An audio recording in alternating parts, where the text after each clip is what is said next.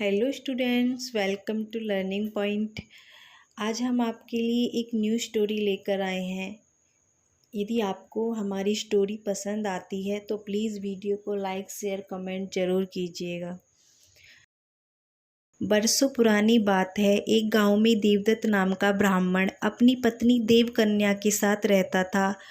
उन दोनों की कोई संतान नहीं थी। आखिरकार कुछ वर्षों के बाद उनके घर प्यारे से बच्चे ने जन्म लिया। ब्राह्मण की पत्नी अपने बच्चे को बहुत प्यार करती थी। एक दिन की बात है, ब्राह्मण की पत्नी देवकन्या को अपने घर के बाहर नेवले का एक छोटा सा बच्चा मिला। उसे देखकर देवकन्या को उस पर दया आ गई और वो उसे घर के अंदर ले गई और उसे अपने बच्चे की तरह ही पालने लगी। ब्राह्मण की पत्नी बच्चे और नेवले दोनों को अक्सर पति के जाने के बाद घर में अकेला छोड़कर काम से चली जाती थी। नेवला इस दौरान बच्चे का पूरा ख्याल रखता था। दोनों के बीच का अपार स्नेह देखकर देवकन्या बहुत खुश थी। एक दिन अचानक ब्राह्मण की पत्नी के मन में हुआ कि कहीं यह नेवला मेरे बच्चे को नुकसान न पहुंचा दे। आखिर जानवर ही तो है और जानवर की बुद्धि का कोई भरोसा नहीं कर सकता। समय बीतता गया और नेवला और ब्राह्मण के बच्चे के बीच का प्यार गहरा होता गया। एक दिन ब्राह्मण काम से बाहर गया हुआ था। पति के जाते ही देवकन्या भी अपने बच्चे को घर में अकेला छोड़कर बाहर चली गई। इसी बीच उनके घर में एक सांप घुस आया से उस बच्चे की ओर बढ़ने लगा। पास में ही नेवला भी था। जैसे ही नेवले ने सांप को देखा तो वो सतर्क हो गया। नेवला तेजी से सांप की ओर लपका और दोनों के बीच काफ़ी देर तक लड़ाई हुई। आखिर में नेवले ने सांप को मारकर बच्चे की जान बचा ली। सांप को मारने के बाद नेवला आराम से घर के आंगन में बैठ गया। इसी बीच देवकन्या घर लौट आई। जैसे ही उसने नेवले के मुंह को देखा तो वह डर गई।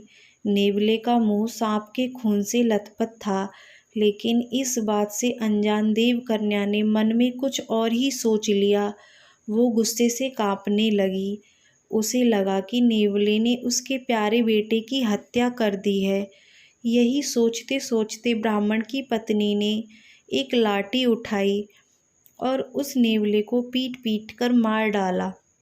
ब्राह्मणी अपने बच्चे को देखने के लिए घर के अंदर तेजी से भागी। वहाँ बच्चा हंसते हुए खिलौनों के साथ खेल रहा था।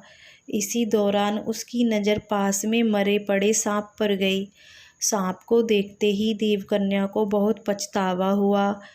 वो भी नेवले से बहुत प्यार करती थी, लेकिन गुस्से और अपने बच्चे के मोह में उसने बिना कुछ सोचे समझे नेवले को मार दिया था।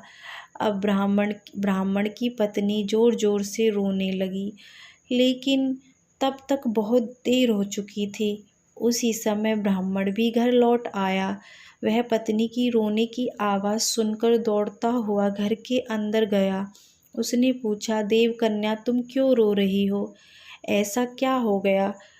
उसने अपने पति को सारी बातें सुना दी।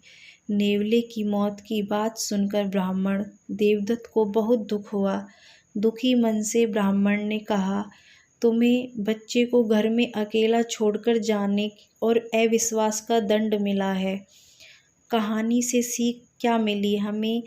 कहानी से सीख यह मिलती है, बिना सोचे समझे गुस्से में आकर कोई काम नहीं करना चाहिए। साथ ही विश्वास की डोर को कभी शक की वजह से टूटने नहीं देना चाहिए। यदि आपको हमारी स्टोरी पसंद आती है तो प्लीज़ हमारे चैनल को सब्सक्राइब करें।